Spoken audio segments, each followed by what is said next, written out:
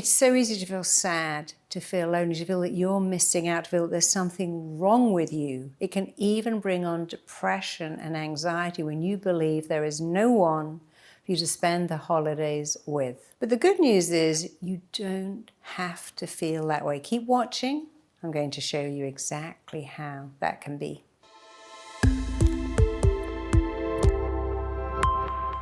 So why is it that spending Christmas and New Year alone can be so difficult? Well, it's because we look at every advert, and every advert is happy families around the tree, around the fire, in their festive clothes, sharing gifts, holding hands, singing carols. There are no Christmas adverts where you are alone. And so the media has done a great job of saying Christmas is for families, Christmas is for sharing, Christmas is for being together. And that's all very nice, but for many people it isn't, for all kinds of reasons. They can't afford to see their families, something is going on. They may have just separated and their partner's got the children for Christmas and they feel terrible. They feel there's something wrong with it. They have FOMO, fear of missing out. They believe that everyone in the world is having a better time than them. And they feel sad. They feel lost. They feel something is wrong with them. Nobody wants to be with me. And that must make me a sad person. So how do you manage your emotions? How do you turn your experience into a positive one? Well, the first thing is to understand the holidays are a day. There's a huge build-up, but Christmas Day is just a day. It will come and it will go, and it will go whatever you do. And you can either ignore it. I'm not having any Christmas things on. I'm going to have a bath and read and really take this day to be by myself and do all the things I want to do. And that day will pass however you spend it. Or you can think, you know what? There must be lots of people like me.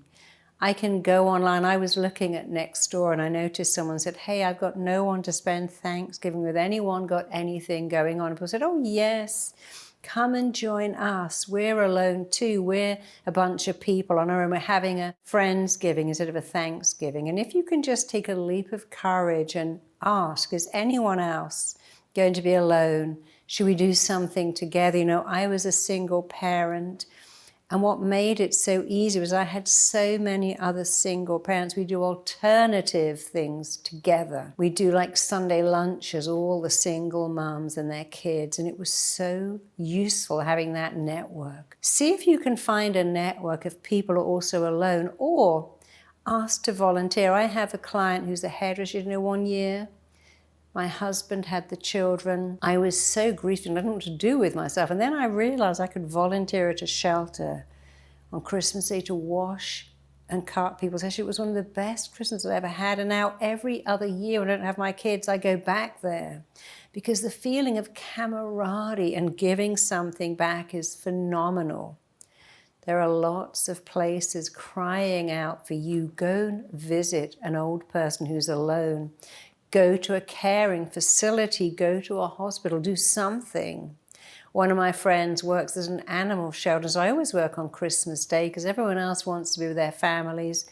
I love being here. So find other people like you, or find other people in a much worse position than you and give something. I used to feed homeless people every Christmas, and it made me feel like a billionaire because I'd come home and think, wow, I got a bed.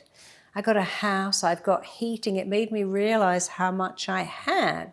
When, of course, when you're alone, you're going into, I don't have friends, I don't have family, I don't have gifts. No one's turning up roasting chestnuts by the fire. I'm all alone. But alone, you know what that means? It means all one. It's just one Christmas. And also use that time to think, next year, I'll do better. What did I do this year? How did I let this happen? I didn't answer invitations. I didn't create them. I could have started to plan this out in November, but I let it slide. I was too ashamed to say I've got no one to spend the holidays with. So this year, learn from it, and next year will be even better, much better. So you have a choice to just make that a spa day for yourself, a day when you read, binge on movies, but keep the Christmas channels off. It's a day where you can do whatever you want, completely unwind and chill. It's a day where you can find people just like you to celebrate together. It's a day where you can go out and give to other people. And when we give, it can be the best thing we have ever done. So if it starts to feel overwhelming, how can you manage your expectations? Step one is to listen to how you're talking to yourself and change. Give yourself a positive affirmation. This is one day, just one day. And this day will come and go, and in a few months I'll forget it ever happened. In the history of my life, I'm going to have 95 Christmases. If one is a disappointment, it really doesn't matter. Plan your day. Don't wake up and think, oh, this is going to be the longest day of my life. I'm just going to stay in bed. Plan your day. Make yourself a wonderful lunch. Have a gift delivered if it matters. Do something wonderful. Have a long, oily bath. Do something. Go for a walk. Offer to walk your neighbor's dogs. Do anything. There's so many things that you can do. Decide you'll drop in on someone else who's alone, maybe an elderly person, and take them some food, take them some candy, take them a little gift. Plan your day so you have something to focus on, something to look forward to. Plan it. Know what it's going to look like. So when it happens, you don't think, oh no. You think, oh no, I know this day. I'm going to have a long bath. I'm going to play some music. I'm going to watch some movies, make myself a wonderful lunch, make some phone calls, go for a walk my friend's dog, drop in and feed my neighbor's cats because they're away. Go and see that old person or that single mum at the end of my road who is overwhelmed. When you know there's so much you can do in your day, you'll start to be excited about your day, not sad about it. And indulge in self-care. This is a day for you. Turn your home into a spa. Have all the cupcakes and candy that you want.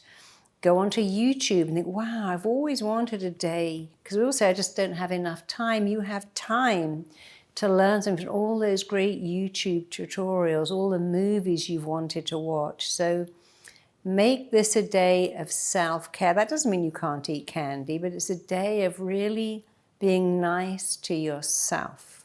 You might think, well, how can eating candy and cupcakes be self-care? One day of having a cupcake, of treating yourself to some delicious chocolates and enjoying every one is care, because it's saying, I am treating myself, I'm luxurious. I'm going to luxuriate in the bath, luxuriate eating this delicious chocolate, luxuriate with some hot chocolate with marshmallows. I'm going to enjoy every second. Because self-care is not, I never eat anything bad. It's, I can do this and I can savor it. And I can learn today to luxuriate in sensations and feelings. And if a little chocolate on Christmas Day makes me feel good, I'm going to feel good. It's not about, oh, I ate candy, I'm so bad. It's like, wow, this is a little wonderful thing for today. And I'm going to enjoy every bite and make it worth it. And step 4 is work on yourself. You've got a whole day to read self-help books, look at self-help tutorials, watch self-help videos, do what you want. So make this day a day to indulge in you, to work on you, to feel good about you. And step 5 is to make it not about you. You know, there is nothing like giving. Again, offering to walk someone's dogs, to pop in and make sure someone's home is fine, to visit someone who's suffering, to even bake and take some gifts to people who don't have it. Imagine if your day was baking cookies or cupcakes and delivering them. Imagine if your day was going to see someone in a much worse situation and just dropping something off. I know for me, I was a single parent. I knew what Mother's Day was like to get nothing. And one day, it was a Mother's Day, and the day before I took my daughter to the market and we bought 2 massive bunches of roses. We came home, and on Mother's Day I got up early, wrapped them up, put them in a basket, and I went to my 2 friends who were single parents with new babies. I rang the bell, I said, it's Interflora. And my first friend was absolutely stunned that I delivered the flowers. My second one was almost in tears. I said, "Oh, they're not from me, they're from your baby. He asked me to get you these flowers." And then I went to visit my mother for Mother's Day. And that Mother's Day was the best one I ever had because I gave what I most wanted. And my daughter loved it too because we were giving to other people who didn't have anyone to make it a special Mother's Day. And Christmas Day is the same. What can you give? Whose day can you make better by just a visit, just dropping in, just popping by? What can you do? When it's not about you, you'll feel amazing because when you give, you receive. Christmas Day is not about receiving gifts. It's about giving because when you give, you receive too. And reach out to the people that matter to you, friends, loved ones. If you can't see them, you can Skype, you can Zoom, you can telephone. Reach out to people, let them know that you're just fine, you're having a great day. And reach out to people who are also alone and brighten their day with a call, with a FaceTime, with a Zoom. If despite all of this, you really feel that you're going to suffer through the holidays, I don't want you to suffer alone. There is help available for you. You can click the link below and you can speak to one of my trained RTT therapists who are there to help you, to talk to you, to show you how you can overcome these feelings. If I'm so great, how come I'm alone?